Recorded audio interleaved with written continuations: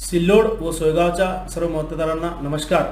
सगळ्यात पहिले मी त्यांचे आभार आणि धन्यवाद करतो की संपूर्ण महाराष्ट्रात रेकॉर्ड ब्रेक मतदान करून त्यांनी लोकशाही व लोकतंत्र जिवंत ठेवण्यासाठी शेवटपर्यंत प्रयत्न केला। त्यासाठी पुन्हा एकदा त्यांचे धन्यवाद। अब्दुल सत्तार हे निवडणूक काठोकाठ जिंकलेले आहेत, परंतु आपली ही लढाई जनशक्ती व धनशक्ती अशी होती आणि त्यामध्ये खेदाने नमूद करतो की धनशक्ती विजय झालेली आहे।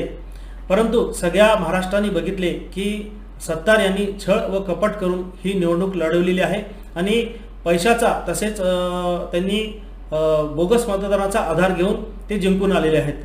परंतु या सर्व प्रकरणामध्ये मी सुरुवातीपासूनच पाठपुरावा करत आहेत आणि भक्कम पुराव्याच्या आधारे माननीय उच्च न्यायालयात मी लवकरच याचिका दाखल करून दाद मागणार आहे।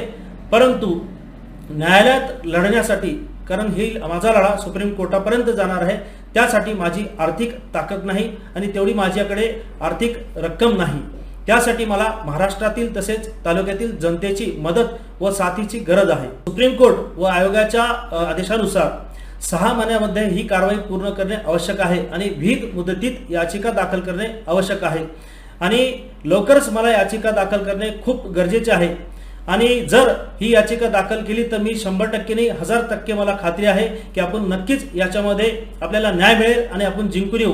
जर असे झाले तर दुसरा नंबरचा जो सेकंड उमेदवार असतो त्याला आयोग जो आहे हे विजयी घोषित करतात। अशा प्रकारे सुरेश बनकर हे पुन्हा आमदार होऊ शकतात, परंतु त्यासाठी न्यायालयीन लढा लढणे आवश्यक आहे आणि सुप्रीम कोर्टापर्यंत आपल्याला जवळपास वकिलांची जी फीस आहे की इतर खर्च आहे तो 50 लाखाच्या जवळपास जाण्याची शक्यता आहे।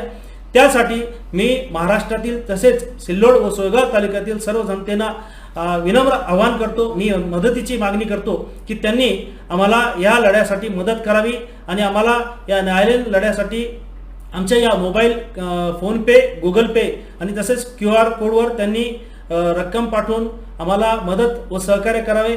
मी पुन्हा एकदा त्यांना विनंती करतो। धन्यवाद।